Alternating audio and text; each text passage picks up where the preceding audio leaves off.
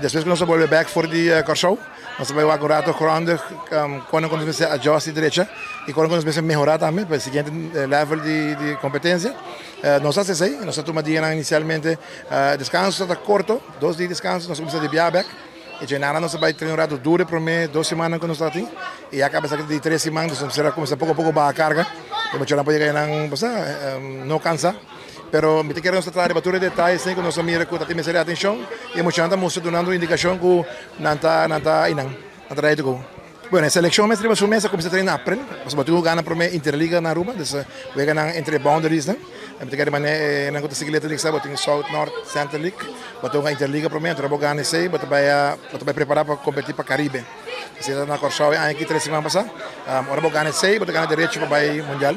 Nós estamos back de 3 lunes e meio, preparação quase 4 lunes aqui, todo dia, nós trabalhamos somente já domingo e forte, intensivo.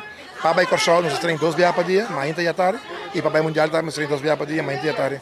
Então, se vamos back uma boa temporada, ganhar trabalhar duro, e me gostar não, porque não está young, não tem energia, não está cansado, não está muito, mas nada para ir full temporada, manter full preparação e agora está ready para o mundial. O mundial está largo, nós saímos agora, nós voltamos back dia 26 de agosto, 2 semanas praticamente de competência. Nós saímos contra México dia 14. Para mim compromisso, eu está campeão de México. México é uma região grande, está tendo mesmo campeão. Tem um área de swap com Porto Rico, agora tem muito mais liga que nós temos aqui na Aruba. A swap vai direto mundial. Nós começamos com o dia 14 e depois, 3 dias depois, nós começamos a topar campeão de Latin American, que também era Venezuela. Que nós ganhamos, agora nós ganhamos, nós topamos Latin American de Venezuela, é seguinte já sabe. Me deu bem aí também a Latin League, me deu a seleção. Aqui seguro tudo meu seleção que nós trabalhamos com ele. Tem roupa seleção também de nível aqui. Mas não é uma seleção que tem algo bom. Vai resilient, hambre de beanbag de atrás. Tem o que aqui bom para atrás. Isso porque tudo é bom, tudo é que ganha. Mas se você pega a cabeça, se você não tem habilidade para que o beanbag regroup, bota pega. E ganha que mostra dia atrás outro back a fora.